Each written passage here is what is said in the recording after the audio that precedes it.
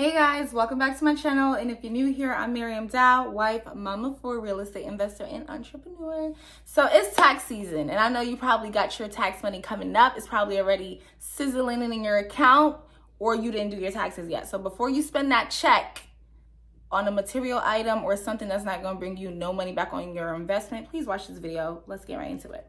We all look forward to tax season, those of us who get a return, but I want to discuss what you should be doing with your tax money. Things that you can be spending your tax money on to get you into that first investment property. So when I bought my primary residence back in 2017, my tax money was a contribution to that upon me and having my savings and all that stuff.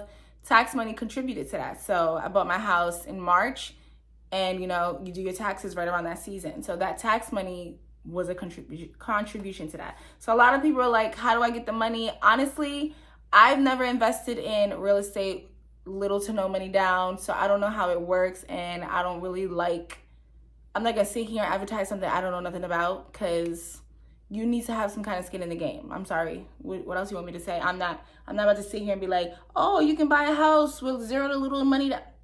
I have never done, so I can never speak of. Thank you. Let's move on. So I have come up with 5 ways that you can use your taxes to invest in your first rental property. And that's what we're going to go through now. The first one is something that I really don't, it's not my favorite thing to do, and you guys know that. You guys who have been here know that I don't really like this that much. But for getting into your first rental investment property, this is something that you can definitely do, which is rental arbitrage. Now, I don't really like rental arbitrage for the long term, but for the short term, you can definitely use this to your advantage, because it is lower money down to get into a rental property. You just have to convince a landlord to actually let you do it. But it's lower than a down payment that you would need to come up with on a house. It's faster. You can probably get into a rental property within 30 days, whereas buying a house after your offer is accepted at a minimum was maybe it's probably 90 days. You can basically use your tax return as the first month down payment, first month deposit, and second month, or whatever security that you need to do. I think it's about 3 months common. If you're looking to rent out a place that's maybe, let's say, $2,000, and you got $6,000, then that can get you into your first rental property. Or maybe you can look into places that are less expensive. So this is something that you could definitely do. Like I said, for the short term, do it for about a year, and that cash flow that you're making, don't spend it.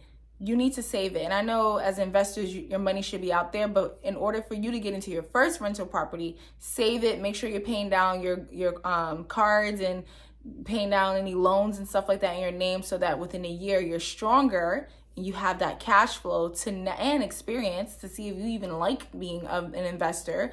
Because it's not all about just investing when you're doing like Airbnb. It has a lot to do with hospitality. It's a people business.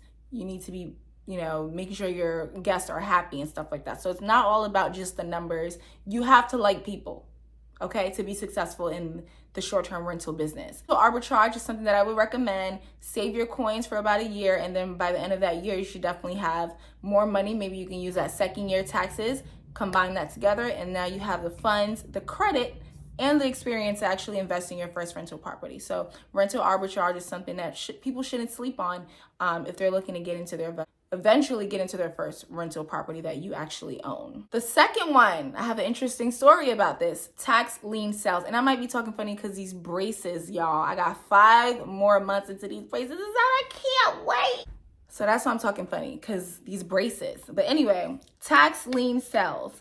So I have a story time about this, right? When I first bought my house in Trenton in 2020, I'm gonna be honest with you, my bills need to be automated, okay? Because if you're not automated, I'm not looking at all these mails that's coming through the door, okay? I get the mail as I'm picking up my kids. You got 4 people yelling, mommy, I'm sorry. So my bills need to be automated. My taxes need to be automated. Now that was my first time owning a house with no mortgage. So with my primary residence, we have a mortgage. Your taxes is included in that mortgage payment, right? So I was never used to the idea of making separate mortgage payments. So that's the case if you have a house that you own outright. There's no mortgage company doing that for you. you need to make sure you make your mortgage payments. And it's only 4 payments a year. It's quarterly, but you got to make sure you don't miss those dates. So, and everything happens for a reason. I think I was sitting here like on a Saturday, and then I was going through my mail, and I'm bad with emails and mail. I'm bad with any of y'all send me emails. I'm sorry, I'm probably not going to see it. Just send me a DM on Instagram. I'm going to see that 5 times faster than emails that you send me. Don't send me messages on Bigger Pockets because I'm seeing those months later. Instagram is where I'm at right now. So just send me messages on Instagram. If you send me an email, I'm sorry, I'm not bougie. I probably just didn't see it, okay? I'm really bad at that. So I was checking my mail, right? And then in the mail, it said that I was delinquent on my taxes, or my home that I just spent so much money on. This is right when I just got my CO or something like that. That my property was going to be involved in a tax lien sale auction. So basically, for houses, the fastest way to lose your house is not to pay your taxes. If you have a mortgage, even if you go a few months without paying your mortgage bill, that mortgage company is responsible and they're still paying those taxes unless you go into foreclosure or whatever the case may be. I'm not too familiar with it, but I do know if you have a mortgage, they're still making those insurance and taxes. You know, they're still making those payments out. You just need to reimburse them, right? But this house I own outright, bought it in November. So I don't think, maybe I didn't make a tax payment. I think my first tax payment was made when I, bought the house, but then now we're coming into the next quarter. So I think I think that payment was due like in February. It was due in February. I think the first payment of the quarter is due in February, and March came around, and this is when I had just got my CO, and I didn't even pick up the CO yet. And I can see this letter that says my house is going to be involved in a tax something, right? I think it was a weekday. It wasn't a Saturday. It was a weekday. So then from there, I go and I enter the block and the thing online. And the thing is, I had the money to pay it. It's not like I was going through any kind of financial issues. I had the money to pay, and it was $1,000 bill, y'all. $1,000, right? So if it goes to an auction, people go and they'll say, hey, this is the property. This is what it's worth. They'll give them an ARV of maybe $200,000. The tax lien bill on this is $1,000, and people start bidding. So they might, bid the house, whatever, $5,000, $4,000. That doesn't mean I necessarily lose my house. That now means that I need to now pay the person who won the tax lien back the money that they paid, I think, and then they have a higher interest rate. So it's like I'm paying them a lot of money. So sometimes these people luck out and they buy houses that people just can't afford, and people lose the house, and they probably bought something that's worth $100,000. They probably got it for like $10,000 or something, whatever the tax lien was, right? So my tax bill was $1,000. So now I go online to try to do it. I enter in the lot number, the block number. That's like your parcel number, like the house block number. It's not just the address. It's like a specific number, whatever. It's on the bill that I received. I put it online, and I see that I've already passed the day of me making the payment online. So now I could just do it in person. And the tax auction was, I think, the following week, or it was like, the day that I checked was the last day that I could make the payment without it going to the auction sales, and then me having to owe my taxes plus this new person that acquired the house. So I called them. That's why I know it was in a week. And it was a weekday. I called them and I talked to the lady, and I explained. She was like, yeah, I'm sorry, today's the last day that you can actually make that payment before it goes into the auction. And I'm asking her a question. I'm like, that's not even an option. Mind you, I was in the middle of my work day. Got in my car, drove an hour and a half, drove to Trenton, went to the town. I was able to pick up my CO as well, and I made that payment in person. And they don't even take, like, once I get there, they're like, oh, we don't take checks or cards. Like, you need to have a certified bank check. So then I had to go to the post office, get a certified bank check and the exact amount, come back, make that payment, and I was good to go. But this is just an example. Like, you can acquire, a property with substantial value at a low cost. So tax lien sales is a way that people start investing. You only got a few thousand, go to an auction. You can go to a regular auction, foreclosure auctions. You're probably not going to get no house with no, $5-6 grand, but tax lien sales is definitely a way that you can invest in properties. And even if that person ends up paying you back, you still make money, because the interest that you hire, I think, is like really high. I'm not sure how it works exactly because I made sure to pay that tax bill, but this is just an instance where I almost lost my first investment property just because I wasn't on top of the bills. Best believe she's on top of them bills now. Dates is on. As soon as the little bill comes, I put it up on my magnet on the fridge, so I know when I need to make the payments. I know how much leeway I got, because ain't no way I done spent all that money on the house and you about to just sell it to somebody else for $1,000. It wasn't happening. So tax lien sales is something that you should look into. Look at your local town, look at other towns, and just go to, I've never been to an auction before. I did online auctions, but I recommend going to an auction in person and just taking a look and, see what it's like, because they give the address. A lot of times you don't know the house that's going to be up for sale, I think, before. So they give the address, and then you have someone else, like from what I heard, like they give the address to someone else that's driving in the area. They look at the house, so they know how much, because everything happens so fast, so they know how much to bid. So people do it like a team. So tax lien sales is some form of way that you can get into real estate investing at a low cost. And if you end up winning the house and you have a house that you acquired at a very low cost, you could wholesale it, make more money, or you can try to actually, if you got good credit, try to get a hard money lender to help you fund the rehab. So that's a way to get into it. Third thing on my list is partnerships. So find a like-minded partner that you can invest with. I invested with my sister, and I explained to you guys before, we clash all the time. Like, it's big sister, little sister energy anyway, but like doing business together and sometimes not having the same ideas on something, me having a little bit more experience than her, and we don't have the same ideas, or sometimes I feel like I might get a little short with her because she's asking me questions that I know the answer to. So you gotta have patience with your partner if they don't have as much experience with you, okay? So it's not for everyone. I'm a dominant person. I like to always lead and be in control and stuff like that. So, you gotta figure out what kind of person you are. Can you get along with people? And this is business. Like with me and my sister, of course, we don't have any paperwork, but if you're gonna partner up with someone, make sure you meeting with the attorney is like the second conversation you have. The first conversation is, are we gonna do this? What kind of things, like, are you against? What kind of things do you like? Try to have an idea of what both of you want to do. And then the second conversation should be with an attorney. Like, pay that $500-$600 to have that attorney draft up some paperwork, because the relationship you have now can change in a few years when you start to make money, and then people want to go their separate ways. Maybe one investor wants to sell the property and make the money, and then someone else, doesn't. So draft that paperwork up. But partnerships is a great way to invest.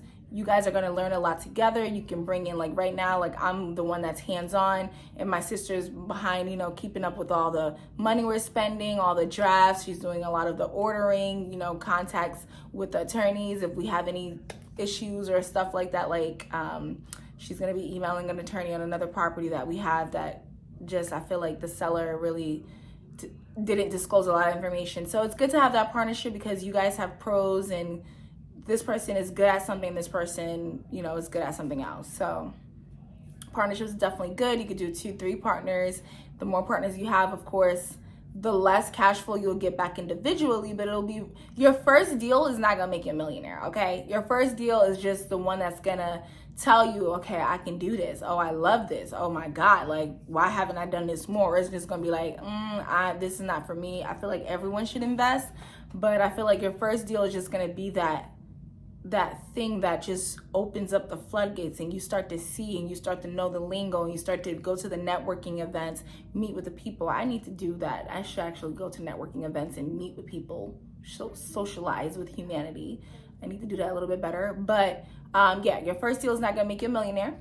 Okay, it's probably very rare that that's gonna happen. So you need to use that first deal as a learning tool, and then get some cash flow. It's not gonna make you rich, but you're gonna learn a lot from it, and then it's just gonna make you easier. And a lot of times when you work with hard money lenders, they're like, how many deals do you have under your belt? So it's just gonna be the first under your belt. Okay, these bracelets got me mispronouncing words. It's belt, it's not bolt, it's belt.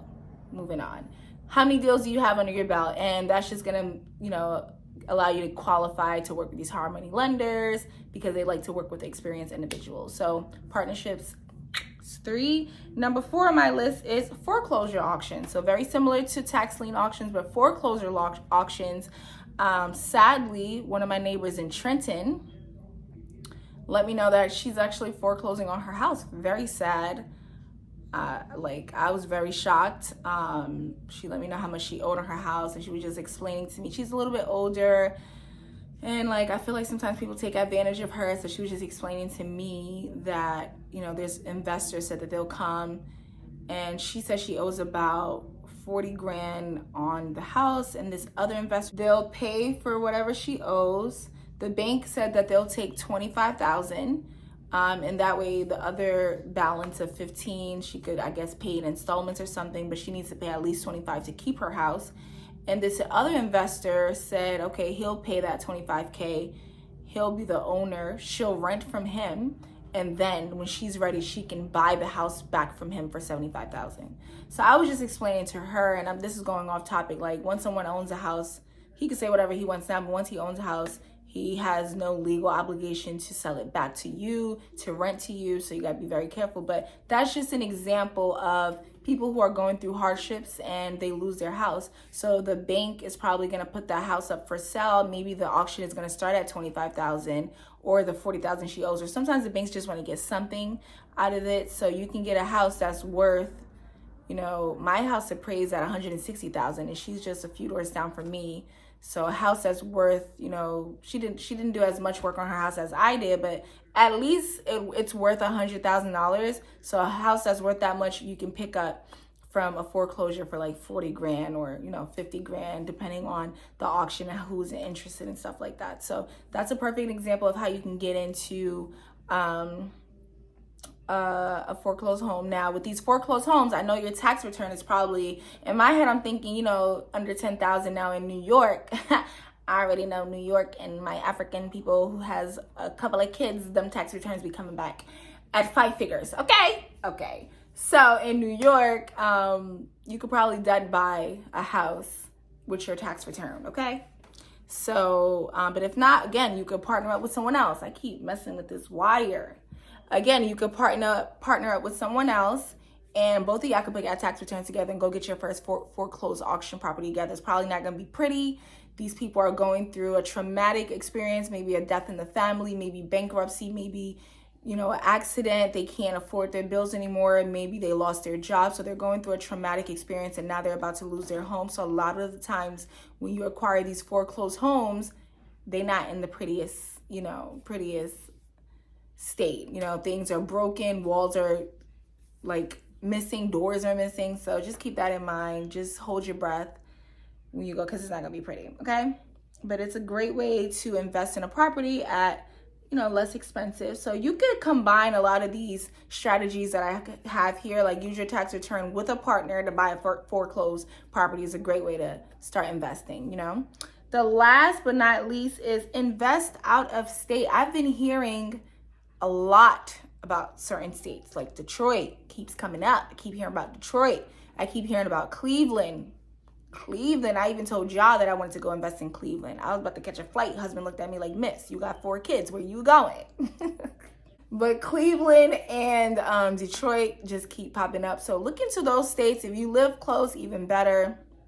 If you're about an hour drive, even better. But if not, we need to be comfortable with investing out of state. And I recommend that you guys read this book by David Green called How to Invest Out of State. I love that book. It tells you how to build a team out of state, how you build a team, how you make, the realtor go check on the contractor's work, how you make this person go check on the property manager, and everyone's on their toes because they know someone else is watching me, even though the investor itself is not here. So that's a great book. I'll put it up here so you guys can read it. But yeah, you can get into these cities at low cost. You can get a multifamily property for 50, 60K. Maybe it's going up, but I be on Zillow all the time looking at multifamilies in Cleveland. And listen, it's not going to be in the best neighborhood, okay? But at the end of the day, you could get a nice duplex for 50, 60,000, under $100,000 for a duplex is crazy. I mean, and right now it's everything is in our favor. We were in a selling market in 2022. Now 2023, we're in a buying market. And yes, these interest rates are 7%, 6%. They're through the roof. don't think about the interest rate, okay? Don't think about that, because you can always refinance out of the interest rate. With everything that's going on with me and my duplex, and I'm losing my mind with this, as soon as I'm done, I'm buying another house. I'm buying another duplex, because this is the market where we thrive as investors or as home buyers in general, because now you see like these houses that were for sale, they've taken $50,000 off the purchase, the asking price. They taken $20,000. They're chopping them asking prices down, because now people can't afford as much with these higher interest rates. So it gets rid of a lot of the riffraff, and we can come here and we can make aggressive offers below asking price, and still maybe get the deal, or maybe get a conversation started, because now these houses ain't selling like hot pockets anymore, depending on what market you are in. But yeah, the investing out of state is a great idea. Even if you buy and hold it, I don't like to just hold my properties. I like to buy them, find money to fix them, and get a little tenant in there, okay? Get you 2 tenants. Cash flow probably won't be crazy in those rates, because if you're buying a duplex for 60 grand, probably gonna be making 800 off of each unit, right? Depending on how good you fix it up. But you're getting the experience. And again, your first property is not gonna make you a millionaire. So these are 5 things that I think people should consider investing in with their tax return. Don't go buy the Louis, don't go buy the Dior. And like, I'm so proud of myself. I just want to give myself a round of applause, because I don't know if you guys know or not, but I am very bougie, okay? I like the finer things in life. When I travel, I don't care about nobody's. I don't care what the cost is. When I'm going to a hotel, I could care less how much a hotel costs. I'm just trying to have the best experience that I can have in that short amount of time, because I know when I'm home, I'm grinding my ass off. So for me to like stop, I haven't bought let me see, when's the last time I bought a designer bag? 2018, y'all. 2018, 19, 20, 21, 22, 23. 5 years ago was the last time I bought a designer bag. So if I can do it, honestly, anyone on this earth can do it, because I'm always in designer. I work off of 5th Avenue. I'm going to 5th Avenue on my lunch break. You know, that's what I used to do. And I'm in Valentino buying shoes for my birthday. It doesn't even have to be an event. Hubby's like, okay, we're going out Saturday. I'm on 5th Avenue going into YSL, getting me something cute. For what?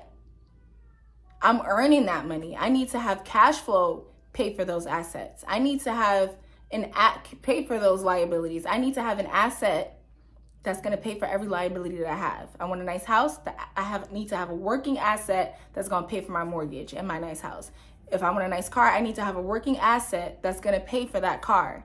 You need to have a working asset that's going to pay for all your liabilities and things that you just, is going to help you enjoy life. You need to have one asset paying for all your travel experiences. So like, that's the ideal way to do it. You got this asset. This is for all my traveling. So all the money you're making from that goes to an account that you literally use for traveling. This money goes towards my designer. If I like designer bags and shoes and stuff like that, then this house, cash flow from that is going to go towards that. That's your goal. It shouldn't be the money that you're working, because if you're going to try to keep working, you're going to be working till the day you die.